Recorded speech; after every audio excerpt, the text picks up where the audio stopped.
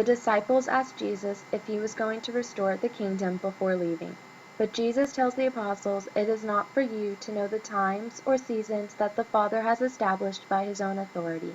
After saying this, Jesus ascended into the clouds, and it marked the starting point for the mission of the church in Jerusalem. During the Pentecost celebration, a noise like a strong driving wind filled the house where the apostles were staying.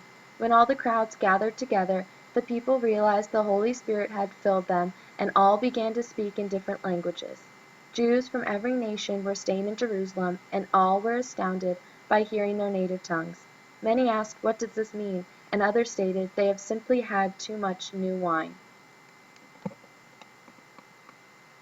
Now filled with the Holy Spirit, Peter recalled the prophet Joel's words that God says that I will pour out a portion of my Spirit upon all flesh. He also states that Jesus delivered the plan and foreknowledge of God to us before he raised Jesus to sit at his right hand. Peter called them all to devote themselves to the apostles' teachings, to breaking of bread and prayer.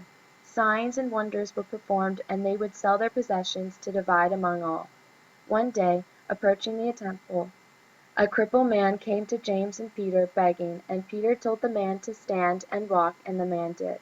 This act brought attention, to which Peter responded that Jesus, the man they chose to crucify, was behind this man's healing. It also caught the attention of the high priest, and the apostles were arrested and told not to preach in the temple area. This attention scared the apostles, but after praying to God for strength, they continued to boldly proclaim the news.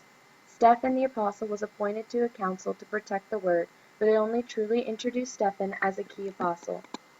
Stephen had been reported to the elders and scribes for blasphemous words against Moses and God.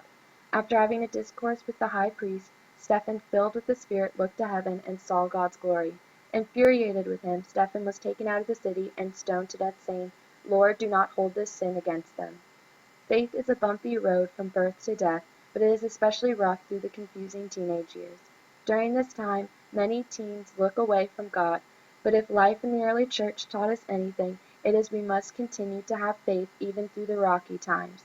The early disciples faced many challenges in getting the news of Jesus out there, but they pushed on with the Holy Spirit guiding them, just like we can do in our lives.